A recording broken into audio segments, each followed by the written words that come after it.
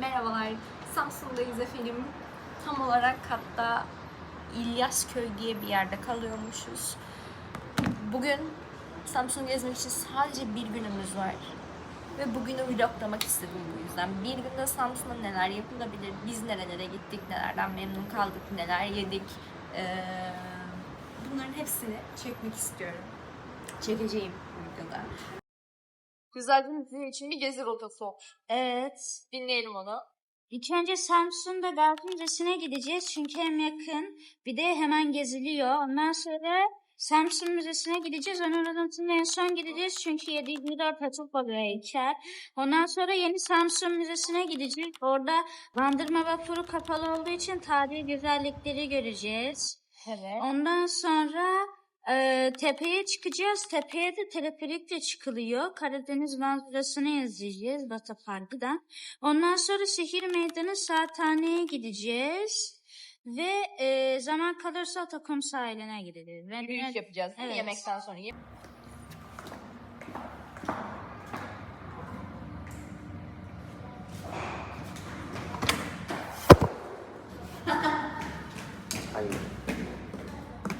Biraz önce çantamı yemekhanede unuttuğumu fark ettim ve bunu fark etmemin tek sebebi kombin videosu çekmek için kameraya elime almam. Bu kadar mı girl olursun? Such a girl. Önce Gazi Müzesi'ne gitmeye karar verdik çünkü şu an bulunduğumuz konuma en yakın olan yer orası. Oradan sonra inşallah Samkart çıkaracağız değil mi? Aynen Samkart'tı. Neydi hatta? Bunun bir değişik adı varmış. Dur adını unuttum. Ya kısacası akbil çıkaracağız. Onu da çekerim. Şimdi yürüyerek gidiyoruz. Burada çünkü ulaşım birazcık zormuş sanırım arabayla. Zaten o yüzden kart çıkaracağız. Öyle.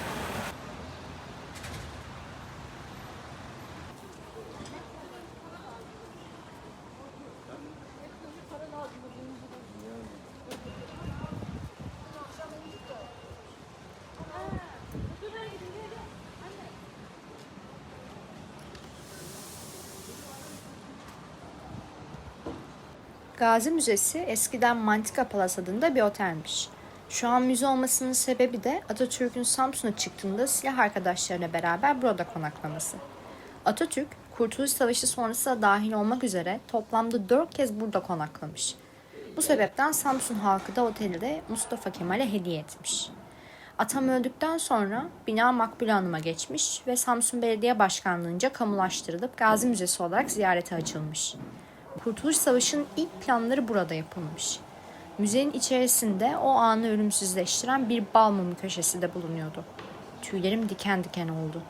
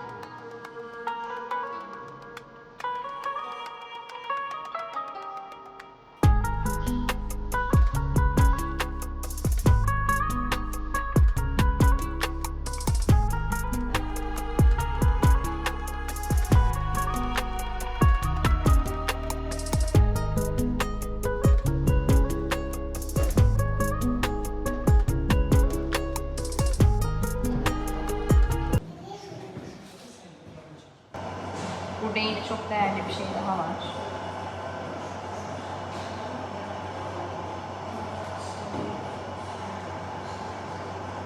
Selam. Bakın burada ne varmış? Atatürk'ün kullandığı kolonya ve esans şişeleri.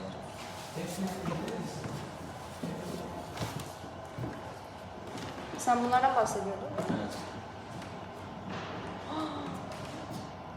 Yörüngede vatan toprağı mı? Şimdi şurada şöyle 3 tane kül tablası var. Bir de şöyle bir şey daha var. Ne işe yarıyor bilmiyorum ama benim burada dikkatimi çeken tek şey şuraya yazdıkları yazı oldu. Atatürk'ün Samsun'a 3. gelişinde Samsunlu kadınların hediye ettikleri tütün tablosu. Kül tablasından tütün tablosu diyorlarmış. Bu da böyle bir bilgi olsun. Yeni öğrenmiş oldum. Burada böyle eşyaları daha var.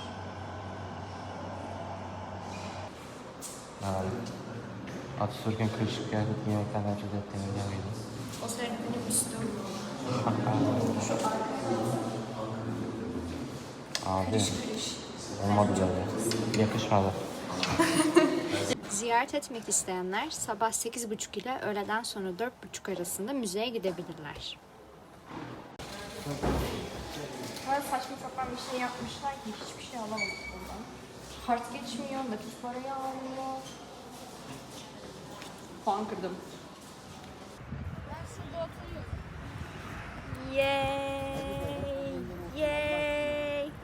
Gittiğim her büyük şehirden bir akbil alıyorum. Buradan da aldım. Buranınki çok hoşuma gitti. Çok tatlı. Güzel yapmışlar. 34 lira basıyormuş bir de. İstanbul'da normalde 42 biliyorsunuz. Bunu 110 lira ücreti vardı. İçinde 90 lira oluyormuş. Yani toplam 200'e şu arkadaşı almış olduk. Yani biz kullanmayacağız ama işe yarar. Çünkü burada araba birazcık zor oluyormuş. Bir de diyeceğimi unuttum. Diyeceğimi hatırladım. Samulaş ve Samkart. Bilmiyorum. Tınısı çok hoşuma gitti. Bir sonraki durağımız olan Samsun Müzesi'ne gitmeden önce kapalı da olsa uzaktan görmek için Bandırma Vapuru Müzesi'ne gittik. Aradaki mesafe kısa olduğu için de tüm yolu yürüdük. Yürürken yolların ne kadar güzel olduğunu düşündüm. Gördüğüm kadarıyla iyi bir belediyeciliğe sahip Samsun.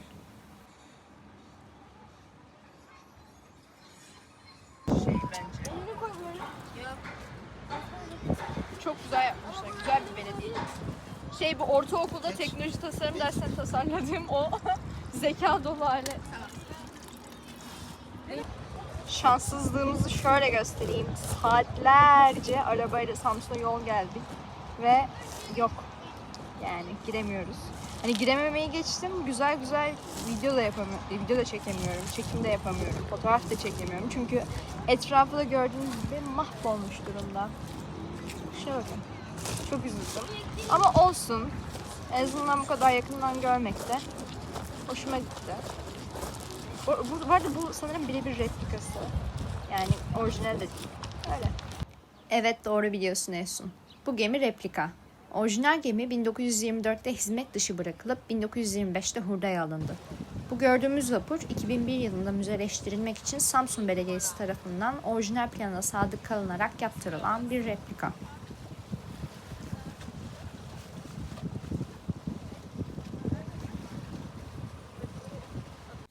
Gezi rotamızda olmamasına rağmen Bandırma vapurunu gördükten sonra Tütün İskelesi'ne gittik. Bizim için bir keşif oldu. Çünkü böyle bir yerin varlığını bile bilmiyorduk. Gidince Samsun ve Türk tarihi için önemini öğrendik. Atatürk ve silah arkadaşlarının Samsun'a ayak bastığı iskele olmasından dolayı değerliymiş. Çok güzel ve şu an inanılmaz iyi esiyor. Ayrıca burası adını Osmanlı döneminde tütünlerin toplanıp Karadeniz üzerinden diğer yerlere gönderildiği ana yükleme noktası olmasından alıyormuş. Yani iskelenin adının da bir tarihçesi var. Kurtuluş Yolu üzerindeki gezimizi tamamladıktan sonra arabayı alıp bir sonraki rotamıza geçtik. Bir başka müzeye daha geldik. Bakınız nereye geldik? Tada! Samsun Müzesi'ne geldik efendim. Çok heyecanlıyım. Çok. Yani.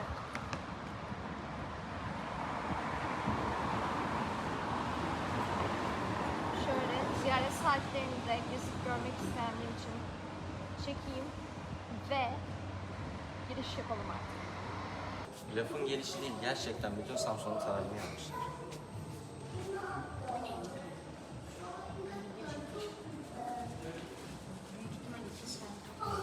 Ve işte o an.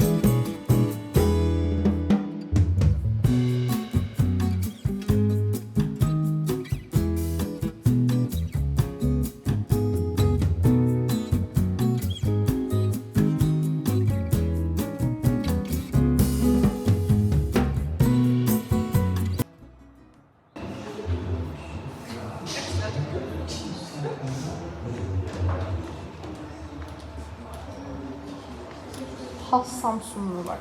Görüyor musun? Orhan Gencebay'a benziyor. Bak duruşa bak. Yerel halk.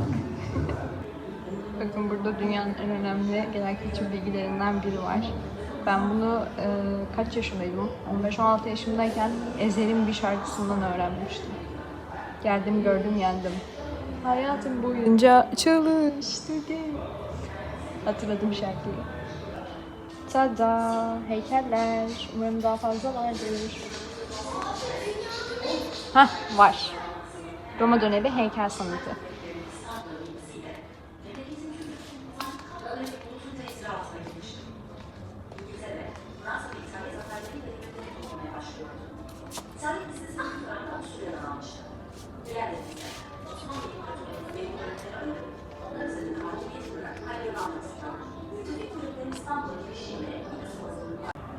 Mükemmel ötesi bir maket var burada. Bunu yapan kişi olmayı çok isterdim. Böyle bir şey mi yapmaya başlasam acaba?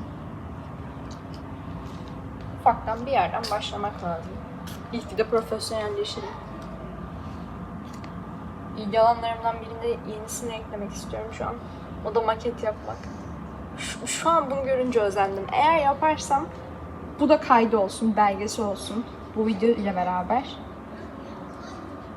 Bir 10 yıl sonra artık derim böyle 2026'da ben Samsun'da bir müzeye gitmiştim. Orada bir maket gördüm. O kadar beğendim ki maket yapmaya başladım diye. Bakalım burası da geleneksel üretim ve sokak satıcıları demiş. Evlere bakın. Arkası mahallesi bile var. Arka sokağı var. Şuna bak. Osmanlı kısmı da çok ilgi çekici ve çok güzel müzenin. Ama zaten bilinen şeyler olduğu için çok çekmedim. Sadece bahsetmek istiyorum. Hamam kültüründen bahsetmişler. Satıcılardan bahsetmişler. Esnaflık kültüründen. Onun dışında bakıyorum. Burada bir tane daha şöyle mükemmel ötesi bir maket var. Onu da hemen okuyayım sizlere. Vezirlerin bedesteni ve hamamı, yine hamam kültüründen bahsetmişler. Arastalar, kapanlar falan. Bizim bu sosyal dersinde öğrendiklerimiz hep.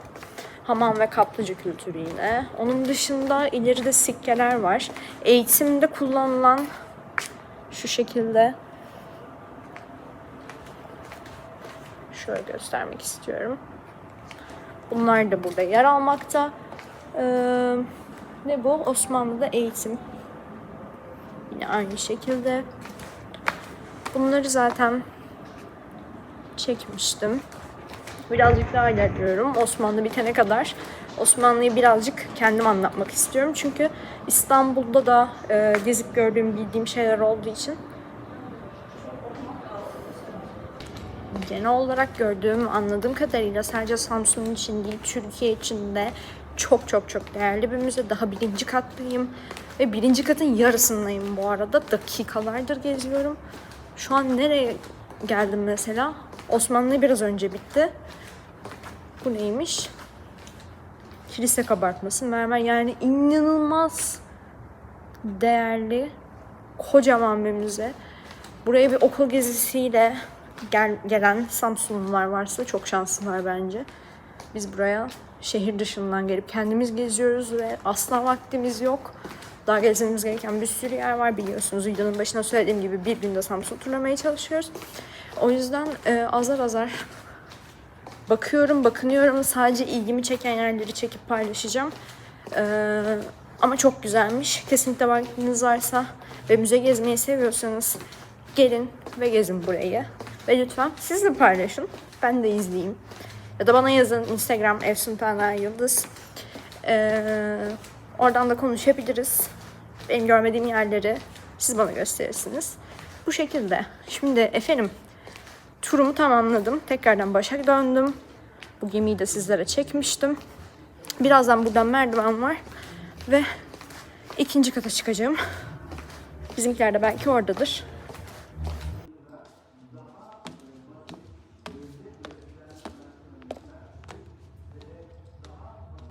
Üst katta ilgi alanlarımdan bir diğeri daha varmış. Tada! Spor efendim. Anadolu'da sporun öyküsünü müzeleştirmişler. Bakalım ne yapmışlar.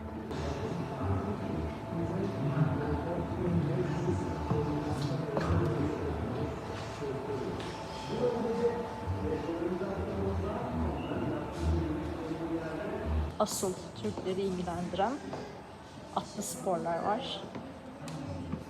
Türklüğümüzün temsili olan atlar. Samsun'da sahilde de at arabaları gördüm. Çok hoşuma gitti. Binemedik, vaktimiz yoktu çünkü. Ama bir sonrakine binmeyi düşünüyorum. Sahile at arabasıyla tırmanmak istiyorum. Çünkü İstanbul'da biliyorsunuz kaldırıldı. Ben küçükken Büyükada'da biniyorduk. Artık bilemiyoruz. En son ne zaman bindiğimi hatırlamıyorum bir ata. Ve en başa geldik. Evet, ben sanırım tersten başladım. Sporun doğuşu diye başlık atmışlar burada da. Bu arada grafiker olarak da bunları yorumlamak istiyorum. Çok iyi. Mesela bunları tasarlayanlardan da olmak isterdim. Bir Aslan Burcu kadını olarak takıları da çekmezsem olmazdı, ayıp olurdu. Bu zamana kadar gezdiğim bütün tarihi müzelerde en çok gördüğüm şeylerden biri takı oldu. Takı görmediğim bir tane bile müze yok. Aynı zamanda para, sikke. Neredeyse her müzede oluyor. Ufak bir belgesel her müzelerde oluyor. Onu da çekmiştim dediğim gibi. Yeni nesil müzelerde artık yapılan bir şey. Kıyafet konusu ve şey konusunda, sporun tarihi konusunda ve Anadolu'yu anlatırken Samsun'a özel olarak anlatması da burayı diğer müzelerden ayrı kılan özelliklerden benim gördüğüm kadarıyla. Yani bu üçünü bu müzeden başka müzelerde göremezsiniz. Çok fazla dedim, kendime sinir oldum. Bu müzeye kuyumculuk hakkında bir yazı ekleyip Kanuni Sultan Süleyman ve Yavuz Sultan Selim'den bahsetmemeleri bayağı amatörce olmuş. Ama yine güzel bir yazı. Okumanızı tavsiye ederim. Onun dışında böyle tablolar. En sonunda bir tablo gördüm. Müzeye girdiğimden beri gözüm tablo ve heykel alıyor. Çünkü birinci ilgi alanım onlar. Grafik okumuştum. Ve çocukluğumdan beri resim, heykel birinci sıradaydı benim için. İkinci sırada moda vardı. O da burada. Kuyumculuk vardı. O da hemen burada. Biliyorsunuz biraz önce çektim. Onun dışında Osmanlı tarihi vardı. Onu çektim. Yukarıda Lider'e salla. Yukarıda spor da çektim. Sizlere.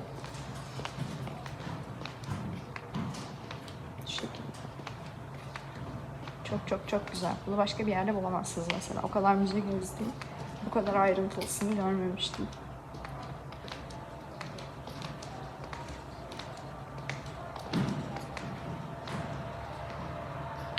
Şimdi yakın tarihe geçiyoruz. Samsun denince akla gelen ilk şeye geçiyoruz. 19 Mayıs 1919'a geçiyoruz. Müzenin en değerli kısmı diyebiliriz bence burası için. Hani dersek ayıp etmiş olmayız. Çok güzel. Çok güzel. Bir anda konuşmaya başladı. Nereden geliyor bu ses? Ekran yok. Yukarıdan geliyor sanırım. Aa, arkadaymış. Hemen çekmeye başlıyorum. Bunu da ekledikleri için gurur duydum. Ve çok mutlu oldum. Gerçekten bir hemşireyi de ekledikleri, unutmadıkları için gurur duydum. Keşke milli mücadele dönemindeki herkese eklemiş olsalardı ama ellerinden gelenin en iyisini yapmışlar ve mükemmel bir Kurtuluş Savaşı Müzesi oluşturmuşlar. Sonrasında yakın tarihimizin diğer önemli başlıkları da burada.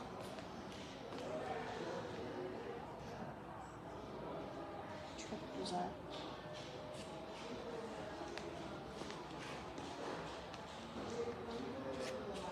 Evet. Ben bunu görmüştüm. Google'da görmüştüm. Şuradaki 12 başlığı sizlere çekmek istedim. Bunların hepsini elimden geldiğince anlatmaya ve göstermeye çalıştım. İzlediğiniz için teşekkür ederim. Bir sonraki rotamıza geçelim. Evet, ben müzeyi gezmeyi bitirdim. Şimdi beylerin çıkmasını bekliyorum. O sırada sizinle birazcık konuşmak istiyorum. Şimdi zaten müzenin içerisinde de müzeyi yorumlamıştım ama çok ufak bir puanlama yapayım. 10 üzerinden kaç versem 9,5. Hatta 10 ya. Hayır, 9.30. 9.30 aynen. Gezerken birazcık sıkılabildim. Bilmiyorum, belki de çekim yaptığım içindir. Ya da 10 vereyim. Bilmiyorum ya. Ya da ben belki de müze yorumlamak konusunda yeterli donanıma sahip bir insan değilimdir. Ama öyle olduğumu da düşünüyorum. 3 yıldır müze kartım var. Müze kart da gidiyor bu arada bu oraya. İstanbul'a gezmediğim müze kalmadı. İzmir'de de birçok müzeyi gezdim. O yüzden bilmiyorum. Yani siz bilirsiniz artık. Ben naçizane yorumumu yapıyorum ve müzemize 9.5 veriyorum. Hiçbir şeye 10 veremem. Çünkü birazcık mükemmeliyetçi bir yapım var. Neyse, o sırada şurada birazcık oturup bekleyelim beylerin gelmesini. Ben de size birkaç bir şey anlatayım. Şimdi biz buraya Iğdır'dan geldik. Iğdır benim memleketim bu arada. Iğdır'ın Azerisiyim. Yaklaşık 2 hafta memleketimde kaldım ve doğu turu yaptım. Doğuda da gerçekten gezmediğim yer kalmadı. Hani utanmasam İran'a, Gürcistan'a falan da kaçacaktım. Böyle Ermenistan'a falan da kaçacaktım. Oraları da böyle bir görüp gelecektim. Oraları Instagram'da paylaştım. Vloglamadım. Çünkü açıkçası bir kadının çok rahat edebileceği yerler değildi. Ve çok da fazla böyle vloglanabilecek yerler de değildi. Orayı dediğim gibi Instagram'dan görebilirsiniz. Öne çıkarılanlara koyarım. Instagram hesabım Efsun Ayyıldız. Samsun'u yorumlamak istiyorum. Tekrardan Samsun'a geri dönelim. Daha dediğim gibi ilk günümüz, dün gece geldik ve gördüğüm kadarıyla Samsun bir büyük şehir, kocaman bir şehir ve çok gelişmiş. İnsanları İstanbul'un insanlarından daha nezih, daha saygılı, kültürlü, daha gördüğüm, anladığım kadarıyla daha modern aynı zamanda ve İzmir insanına göre de bir tık daha böyle saygılılar senin alanına. İzmir insanı da mesela öyle kültürlü, gelişmiş ama birazcık daha fazla samimi. Rahatsız edici bir samimilik değil bu arada. Yani ben bu zamana kadar sadece İzmir ve İstanbul'u gördüğüm için onlara göre yorumluyorum. Bir de şimdi kendi memleketime göre yorumlayacağım. Iğdır'a göre yorumlayacağım. Çünkü Iğdır'da da 2 hafta kaldım. Ama Iğdır'da tek başıma gezmedim çok. Tek başına gezmek çok daha farklı, çok daha kötü bir deneyim olur yüksek ihtimalle. Doğudan Karadeniz'e geçmek çok güzel bir deneyimdi. Yaklaşık kaç saat? 14-15 saat bir araba yolculuğu yaptık. Yeri geldi durduk. İşte İnegöl köftemizi yedik. İşte Trabzon'da durduk. Oradan magnetlerimi aldım, gezdim, gördüm falan. Derken dediğim gibi dün gece Samsun'a vardık ve Iğdır'dayken mesela çok daha farklı bir insandım. Buradayken çok daha farklı bir insandım. Burada normal sıradan bir insan oldum bu arada. Genetik açıdan da aynı şekilde. Herkes benim gibi, herkesin ten rengi bana benziyor. Herkesin göz rengi bana benziyor. Saç rengi bana benziyor. Sanırım ben Iğdır'dan çok Samsunlu'ya benziyorum. Artık bunu düşünmeye başladım. Birazcık garip hissettiriyor. Onun dışında bir de Samsunlu arkadaşlarımdan özür dilemek istiyorum. Liseyi bitirdikten sonra Samsun'a okumaya gelen, memleketine dönen arkadaşlarım oldu. Ve bir İstanbullu olarak içimden dalga geçiyordum. Nasıl yani, köye mi gidiyorsun okumaya? Neden? Ne alaka falan diyordum böyle. İçimden ama tabii ki de. Birazcık saçma geliyordu, yargılıyordum. Ama buradan özür diliyorum. Samsunlu olsam ben de gerçekten İstanbul'da yaşamamayı düşünebilirdim. Hani ihtimallerim arasında memleketime geri dönmek olur. Gerçekten çok güzel buralar. Bundan sonraki durağımız da bu arada unuttum. Bir şey parkı. Teleferiye çıkacağız. Sonrasında Bafra pidesiydi sanırım. Aynen, Bafra pidemizi yemeye gideceğiz. Burada yine çok ünlü bir yer var.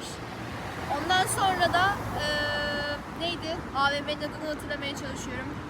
Buranın en büyük AVM'siymiş. AVM'ye gezeceğiz. Sonrasında bulunduğumuz, yani ikamet ettiğimiz yerin çevresindeki Starbucks'ları, burgerları falan gezeceğim. Magnet toplamaya çalışacağım olabildiğince. Islak mendil koleksiyonum için ıslak mendil toplamaya çalışıyorum. Neydi? Pet şişe paketi toplamaya çalışıyorum. Çünkü onun da koleksiyonu var bende. Onun dışında hediyelik eşya almaya çalışıyorum bol bol. Arkadaşlarıma vermek için, hatıra tutmak için. Bu şekilde şu an akşam oldu bu arada. Bu saate kadarki gezim çok iyiydi. Mutluyum, memnunum. Dinlediğiniz için teşekkür ederim. Samsun'daki önemli rotalardan bir diğerine daha geldik. Samsun Atatürk Onur Anıtı. Amisos Tepesi'ne gitmeden önce yolumuzun üzerinde yer aldığı için önce Atatürk Parkı'ndaki Onur Anıtı'nı, sonra da Saathane Meydanı'ndaki Saat Kulesi'ni gördük. Şimdi heykele doğru yol alacağız. Aa, çok kalabalıklaşmaya başladı. Ben buradan geçeyim. Ve geldik.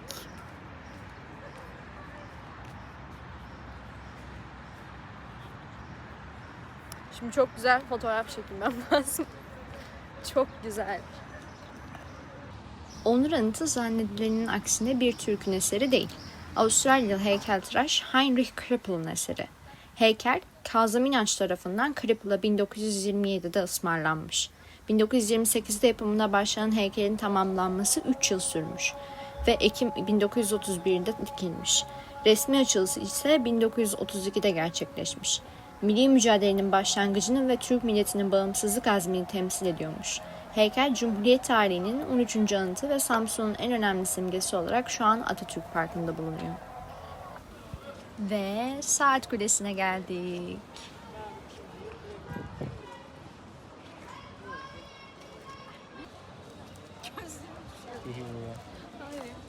Saat Kulesi 1900 yılında 2. Abdülhamid'in tahta çıkışının 25. yıl anısına yapılmış. Saathane Meydanı'nda adını buradan alıyormuş. Gördüğüm kadarıyla Saathane, çevresindeki restore edilen tarihi cami, medrese ve taş dükkanlarla birlikte Osmanlı döneminin mimari dokusunu yansıtan canlı bir meydan.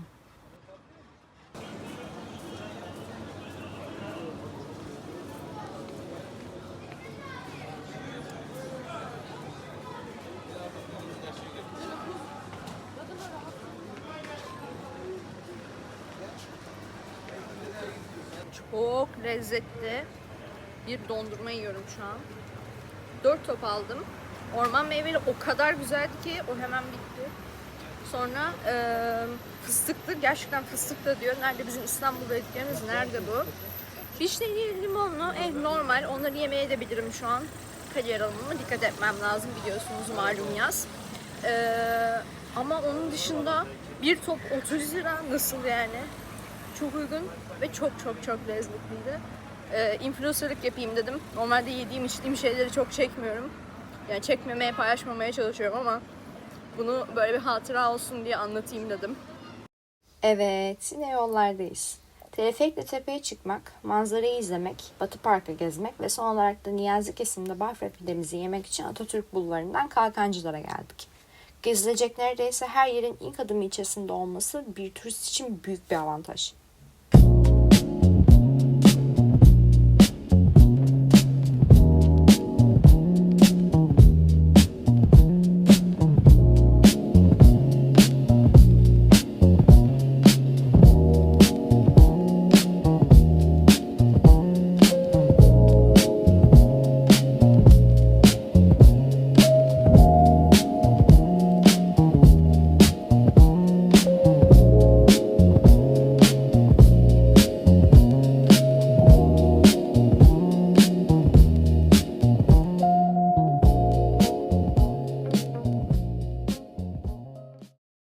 Geldik.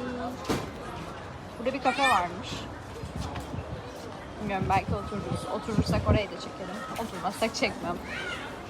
Eğer izliyorsanız zaten birkaç saniye sonra görürsünüz. Amisos Tepesi'ndeyiz şu an.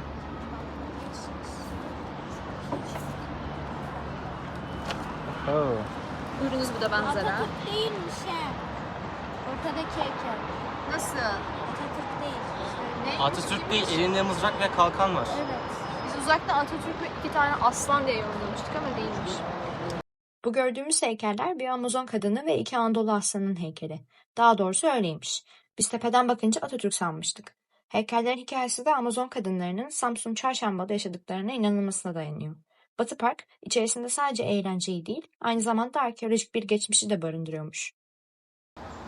AYT sosyal konularından ezber yaparken bunu öğrenmiştim. Oh! Yürüyerek geldim. Birazcık yoruldum şu an. En sonunda çıplak gözle ne olduğunu görebiliyorum. Çok güzel bir deneyim gerçekten.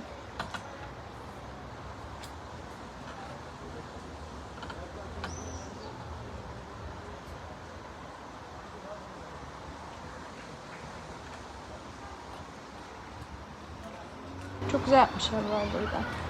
Rahat rahat gezebiliyoruz. Burada araya girmek istiyorum. O kadar da rahat değildi. Biraz önce fotoğraf çekilmek için topukludan terliğe geçiş yaptım.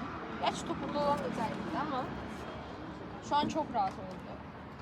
Çünkü aksi takdirde buraları hani sivri topuklu yürüyemezdim. Sürekli içeri girerdi, bir de çimenlere basamazdım ama fotoğraf çekilmek için çimenlere basmam gerekiyordu. O yüzden gelecekseniz aklınızda bulunsun. Siz de yanınıza terlik getirin ya da spor ayakkabı başka bir şey getirin. Sadece topukluyla buraları gezmek zor. Evet, uyarımı da yaptığıma göre videoya devam edebiliriz. Ama mezarları görebilseydik keşke ya. Yani şu şekilde. Burada mezar olduğunu biliyoruz, sadece bu. Ama mezar yazmasalar normal insanlar bilemez yani. O şekilde. Buraya puanım 10 üzerinden 5. Ama bütün Amisos Tepesi'ne puanım kaç versem 8. Eyüp Sultan 7,5 falan bu arada. Hatta 7. Benim gidip gördüğüm her yeri İstanbul'a benzetiş peki. Hani artık böyle karakterimin, benliğimin bir parçası olmuş. Bir has İstanbullu olarak 34 falan yapacağım böyle.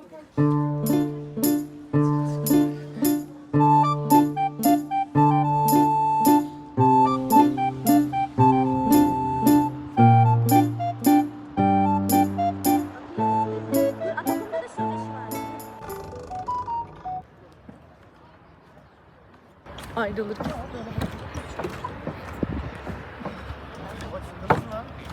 Arkamda gelin vardı. Gelin ve damat. Çok yakışıyorlar. Allah bozmasın. Allah daim etsin. Artık ne denir bilmiyorum. Bak hala çekiliyorlar.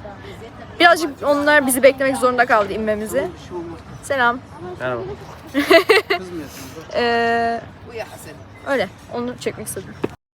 Eğlence olarak da parkta kaydırak, at arabası, canlı müzik, karaoke gibi etkinlikler vardı. Ayrıca bisiklet yolu olmamasına rağmen geniş alanları sayesinde bisiklet ve paten yapmaya da müsaitti.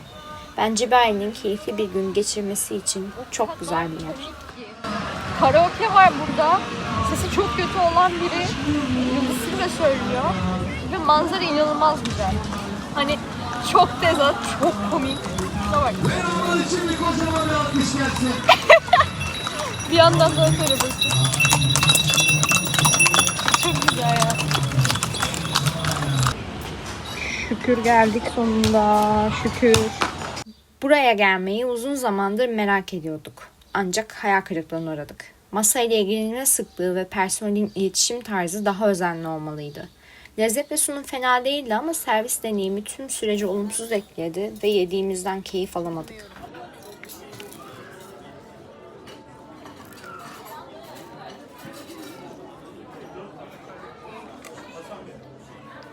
Baharatı çok. Çıtırı iyi. Uzun süre aşçının üstüne mis gibi geldi. Ayranla çok güzel olacak. Yemeğimizi yedikten sonra ufak bir AVM gezisi yapmak için yola çıktık.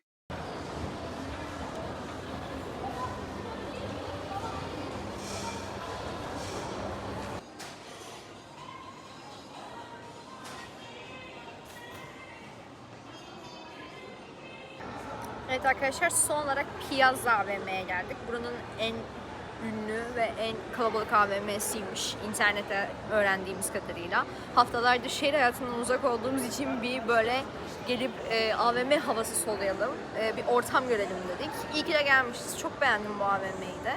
Bugüne genel olarak puanım 10 üzerinden 9'du. Dolu dolu güzel bir gündü. Samsun'u bir günde değerlendirebileceğimiz en iyi şekilde değerlendirdiğime inanıyorum.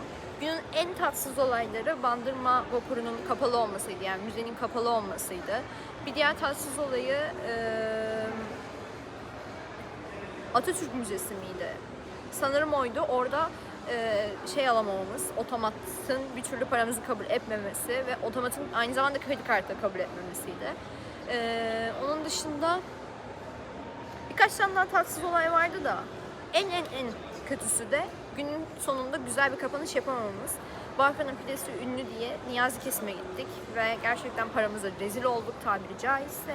Yani asla önermiyorum. araştırıp başka bir yerde yemenizi tavsiye ederim. Onun dışında Samsun çok güzel bence. Çok güzel bir şehir. Yaşanılası bir yer. Ulaşımı nasıl hala anlayamadım. Hani arabayla birazcık zorlandık. Belki toplu taşımayla daha kolay olabilirdi.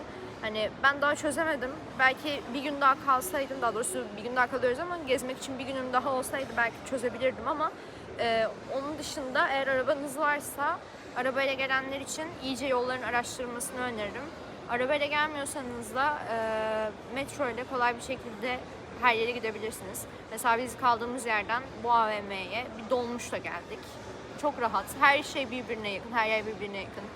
Büyük şehir. Onun dışında başka diyebileceğim. İnsanları güzel, tatlı, nezih, gelişmiş bir yer yani. Samsun'a da genel olarak puanım 10 üzerinden 10 ya. Yani insanlarını daha tanımadım. Yüksek ihtimalle insanlarını tanıdıkça 9.5'a falan düşer ama şimdilik iyi. Onun dışında sizin eklemek istediğiniz bir şey var mı? Video sonu kapanışı yapıyorum. Yorumlamak ister misiniz bugün Hayat çok gittiğimiz güzel, yerleri? AVM'deyim, mutluyum. O kadar. Senin Rıza'cığım. Mediamarkt'a girdik. Mediamarkt'a girdik. Onun dışında AVM güzel. Niyazi kesime gitmeyin. Nokta bay bay. Kesinlikle öyle. Tek sıkıntımız Niyazi kesimde sanırım. Her şey çok güzeldi. Samsunlular çok şanslılar. Buradan hepsine selamlar. İzlediğiniz için teşekkür ederim. Bir sonraki videoda görüşmek üzere. Hoşçakalın. Abone olup like atmayı unutmayın. Yazdanın çıkışı.